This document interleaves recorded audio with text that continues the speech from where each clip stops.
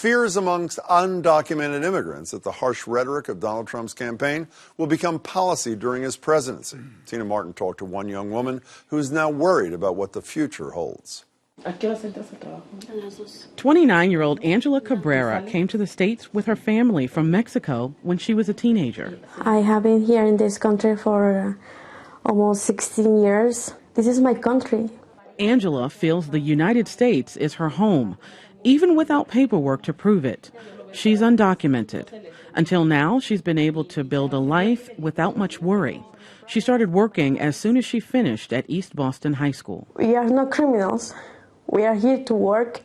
We're here to take the opportunities. When Mexico sends its people, they're not sending their best. But listening to President-elect Donald Trump during the campaign was devastating. It broke my heart to hear what he says about Mexicans.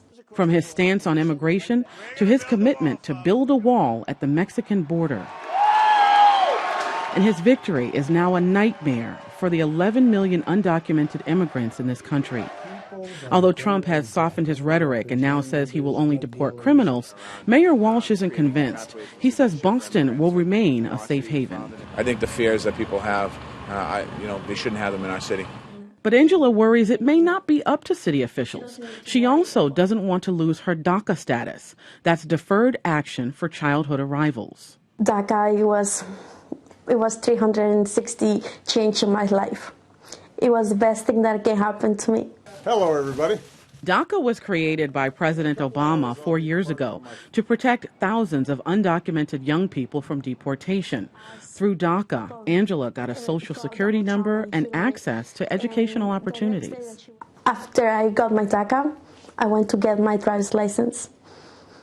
I feel like I have everything. But DACA is one of President Obama's policies that Donald Trump has vowed to reverse. State Representative Jeff Sanchez says he will be watching closely. We've always had some discussions about the role of state government, especially since there was gridlock in Washington on the immigration issue. Sanchez will introduce legislation to protect people like Angela if necessary. There aren't any defined laws to protect undocumented immigrants. I think it's what will President-elect Trump do. Angela has a message for Donald Trump while everyone watches and waits. You have to research all the good people. No, everybody is bad.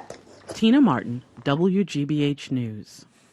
Governor Charlie Baker spoke out on the issue of sanctuary cities and the Trump administration's threat to pull federal funding from them. Baker said he still believes it's up to individual communities to manage their own public safety initiatives in a fight to make sure they don't suffer financial consequences.